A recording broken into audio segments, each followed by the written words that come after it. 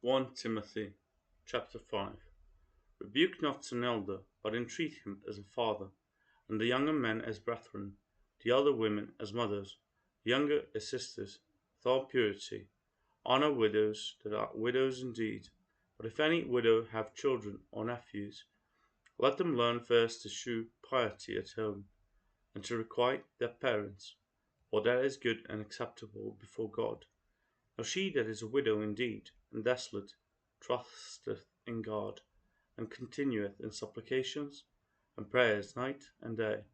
But she that liveth in pleasure is dead, or she liveth. And these things give in charge, that they may be blameless. But if any provide not for his own, and specially for those of his own house, he hath denied the faith, and is worse than an infidel. Let not a widow be taken into the number under threescore years old, having been the wife of one man, well reported of for good works.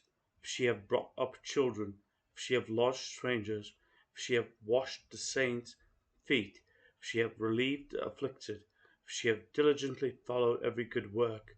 But the younger widows refuse, for when they have begun to wax wanton against Christ, they will marry, having damnation, because they have cast off their first faith. And withal they learn to be idle, wandering about from house to house, and not only idle, but tactless also and busybodies, speaking things which they ought not. I will therefore that the younger marry, women marry, bear children, guide the house, give none occasion to the adversary to speak reproachfully, for some are already turned aside after Satan. If any man or woman that believeth have widows, let them relieve them. Let not the church be charged that it may relieve them that are widows indeed. Let the elders that rule well be counted worthy of double honor, especially they who labor in the word and doctrine. For the Scripture saith, Thou shalt not muzzle the ox that treadeth out the corn, and the laborer is worthy of his reward. Against an elder receive not an accusation, but before 2 or 3 witnesses. Then the sin rebuke before all, that others also may fear. I charge thee before God, and the Lord Jesus Christ, and the elect angels, that thou observe these things, without preferring one before another, doing nothing by partiality.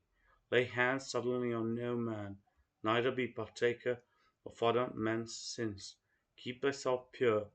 Drink no longer water, but use a little wine for thy stomach's sake, and thine often infirmities.